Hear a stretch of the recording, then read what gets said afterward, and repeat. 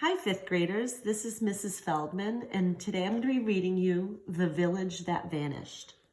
The Village That Vanished tells a story about a family and a village that were in grave danger. As I read, listen for the many problems they faced and the way they dealt with their fears and found solutions. The story is a folktale written by Anne Griffel-Coney and illustrated by Kadir Nelson.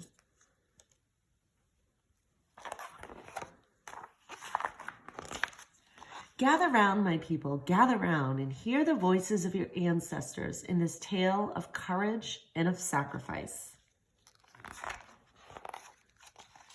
Young Aberconneely waited, still as a bird, in the tall reeds that grew near the water's edge. A butterfly fluttered close by, but Aberconneely, whose Yao name means listen, did not stir. She was listening to her mother's prayers. Oh, my ancestor spirits, oh, my grandmothers, oh, my father, sister spirits, hear me now in our need. I hear your ancestors' voices singing in the grass, the trees, in the winds, the waters. I need your magic. Do not deny me now. Lend me and my children the secrecy of the crocodile below your waters. Oh, my ancestor spirits, we need your magic now. Protect our village, keep us free. Aberconneely watched her mother rise to her feet. Her tall, strong body was silhouetted against the red ball of the setting sun. As it sank swiftly behind the line of trees, she threw a flower offering into the twisting stream that flowed into the dark forest beyond. Then her mother, whose name, Jamelia, means upstanding, turned warily home. Aberconneely followed several yards behind, carefully placing her feet in her mother's footprints. She knew why Jamelia was praying so hard. She might have to leave their homeland, and soon. The slavers were coming. These were violent men from the north, her mother had told her. They come riding in swiftly on horseback, shooting their long guns, capturing unarmed farmers as they go. And Aberconneely had heard that sometimes they took Yao children too. But why do they pick on us? She had asked. We are strong people and hard-working, Njamila had answered passionately. They want to sell our labor. Our people are put in chains and sold into slavery to foreign masters. It was known that if slavers came, they would begin by capturing those out hunting alone or on guard far beyond the villages. Then they could enter the village itself, and there would be no one who could oppose them. So far, Njamila had added, holding Aberconneely close, our own village has escaped because it is surrounded by forest. The slavers will find it soon enough. What can we do now? Aberconneely asked. I have a plan. If only the rest of our village will listen. Now Aberconneely wished she knew how to pray like her mother, to help give her strength and ideas that could save their village. When Aberconneely and Njamila returned, the villagers had gathered together inside the circle of 7 huts that made up Yao. A lookout had just brought the news that slavers had captured people from the nearby villages. No one but he was left, he said, to warn Yao, for Yao's young hunters and distant guards must have been captured as well. Ayo, one elder trembled. Our strong young men gone, and no one to defend us? What are we to do? The villagers cried. Looking about, Aberconneely saw that they were all just women and children, boys and old men. It was then that Njamila spoke up. I have a plan. May I speak? I, the elders said, waving her on. She stepped forward, tall and straight. We must retreat, disappear like smoke, she said with quiet force. What are you saying, Najimila? We are not magicians. To disappear in a puff of smoke?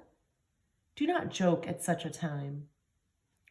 I mean, we must go into the woods, Najimila explained, destroying all traces of our village, so that the slavers will not know we ever lived here. Then they will not follow us, not across the river, not even into the deep forest. And, she ended firmly, we must live there until they pass. Najimila's plan is to disappear like smoke. How does smoke disappear? Think about that as you listen to the story. Then Abakanili's grandmother, Chimwala, whose name means stone, and who had remained as silent as one, spoke up. Yes, to protect our children, you must go swiftly and soon. And so it came about that all the families agreed to Najimila's plan and prepared to leave. They would take only what they could wear and carry. But when the villagers came around to help Chimwala, the oldest of the elders, she raised her voice once more. I am too slow and old to leave my home. I will remain with my house and our ancestors. The slavers will not take me. Am I too old and mean? Is it not said the crocodile will not eat old, wrinkled adder snake? No amount of arguments would move old Chimwala, for her nature was truly stone. Many tried to convince her, but to all these warnings she cackled. I will tell them I am a witch. They will be so afraid of my magic powers that they will leave this old woman alone. Yes, the villagers decided. It would happen like that. To the slavers, it would seem old Chimwala was just a hermit, living in a little hut deep in the forest. So the villagers were agreed. Then one puzzled person called out, in order to follow Najimila's plan, we must burn our village. But such a fire would burn Chimwala's hut down too. What will we do now? A scared child asked. Hearing this, Najimila knew she had not spoken clearly before. We must disappear like smoke, but not like real smoke from fires. That would attract the slavers' attention from afar. But how then? The most anxious elder asked. I have thought of the way, Najimila answered, smiling. So if it's not real smoke from fires, what do you think she means?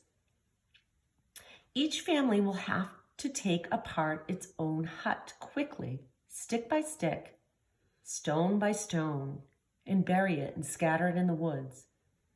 Many villagers gasped. Then one sensible woman suggested, we can still save some house poles to use as walking sticks. Then another one said, or to use as tent sticks for our stay in the woods, till only the hut of old Chimwala remains, said the oldest man, clapping his hands for them to get to work. All the women and the strong young girls quickly packed up their great cooking pots, too heavy for the long trek into the woods, and filled them with their most precious things. Then they buried them. One day they would dig them up again. The old men and the young boys took the huts apart, stick by stick, stone by stone, until it was an empty space where they had once stood. Then everyone began to clear and rake the area, making it look as if the ground were tilled only for Chimwala's corn.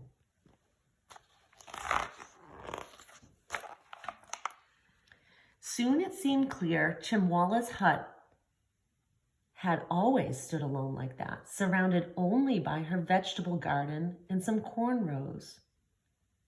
The people stood back then, leaning on their hoes, their tears wetting the soil where their homes had rested, as a smell of freshly turned earth rose about them. But now it was Abikenele and Njimala's time to weep and say goodbye. Remaining firm, Chimwala embraced them each in turn, saying only, "I will stay here with the ancestors, and we will greet you together when you return." "May that day be soon," whispered Abikenele and her mother, Njimala, bowing before Chimwala. They left her and joined the waiting villagers. Then the people of Yao walked toward the forest, full of sorrow to be leaving the place where they had all been born. Looking back, they saw old Chimwala in her doorway, sitting as still and silent as a stone. Now, fifth graders, do you think it was smart of Chimwala to stay in the village? Think about that as we read on. Walking single file, the villagers traveled along a path that led to the distant forest. But the wide, quick-running river blocked their way. "We must cross this river to get to the deepest forest," spoke an elder. "But how?" they chattered all at once. "We farmers do not swim." "We have no boats. The river here is too deep and the current too swift to cross." The tribe stood there, defeated by the river. But then the tallest children ran ahead along its shores, trying to find a narrow, shallow stretch of water where perhaps they could all cross in safety. Abikenele, being the swiftest, quickly outran the rest. She flew directly toward the place where she had waited during her mother's prayer. When she got there, Abikenele saw that the river was narrower, but she could not tell whether it was shallow as well. She must test it, but how? She could not swim.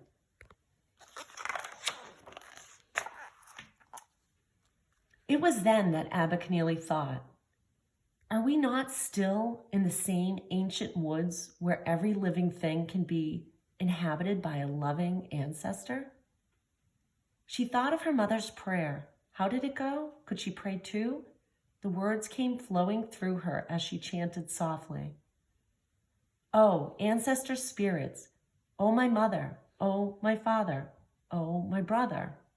Sister spirits, hear me now in our need. Do not deny me now. I need your magic." Wasn't there a line about water? Oh yes, Abikenele recalled it now. "In the secrecy of the crocodile, below your waters. Oh, my ancestor spirits, we need your magic now." Abikenele stopped and listened carefully, hoping for some answer to her prayer. Then she began to feel a coolness upon her cheeks. She heard a stirring. Leaves trembled in the wind that seemed to be coming from within the forest around her.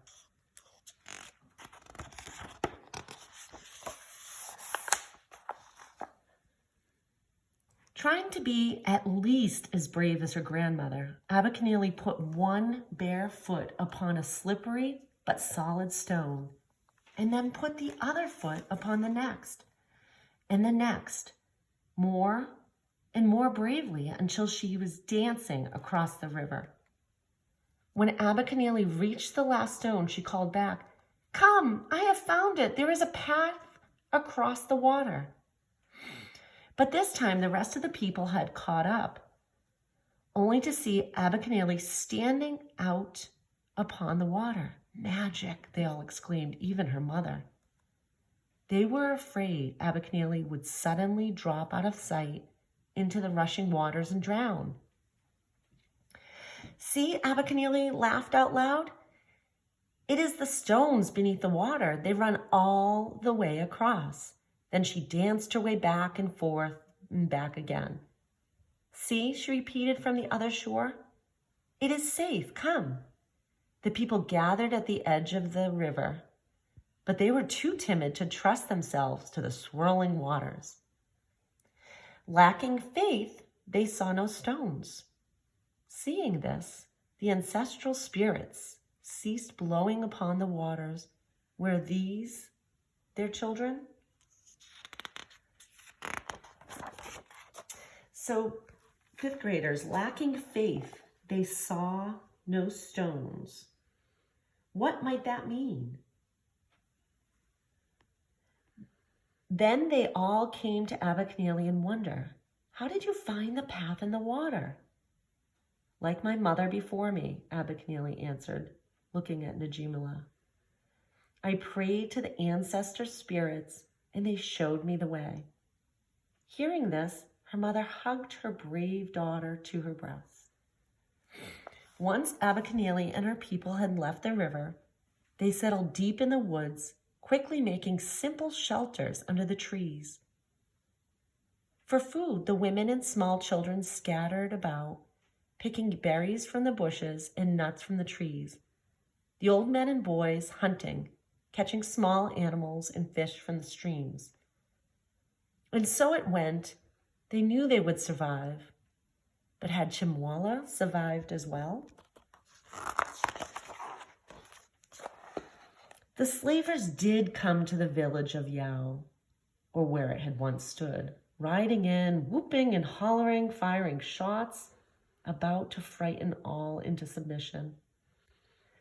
Suddenly they stopped in their tracks, mouths dropped open, and they lowered their weapons, for they saw only the single hut surrounded by tall rows of old corn and crops of beans and yams, newly planted.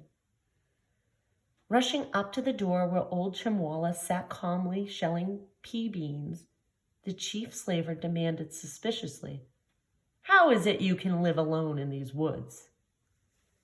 Chimwalla answered with a fierce glint in her eye, "I am a soothsayer. I search for sacred herbs within these woods. I use these for my magic potions." And then the man pointed to the newly planted rows. "If you live alone, what about these? They look freshly planted to me. Surely this is much more than you alone could plant."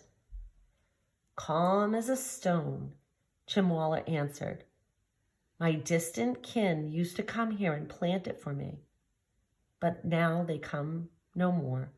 I can tend only these few rows." Is Chimwalla lying to the slavers? And why? What does she believe? Not quite convinced, the chief sent his men off to beat the bushes all around, just to be sure there were no people hiding in the woods. Hours later, the exhausted trackers returned, reporting there was no one anywhere to be found. "We went all the way to the river. There is no evidence of boats near there, and there is no way anyone could cross to the other side."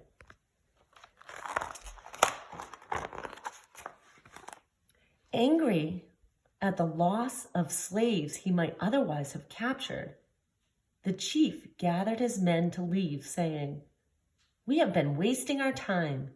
There is nothing here for us in these woods, and there never was." And they rode off on their horses, making a great clattering of hoofs, never to be seen in Yao again.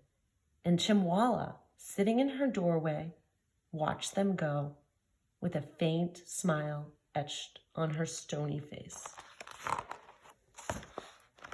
And that, my children, is how the Yao tribe was saved. And the story came down to us many generations later, because an old woman and a very young girl did what had to be done when their people were threatened.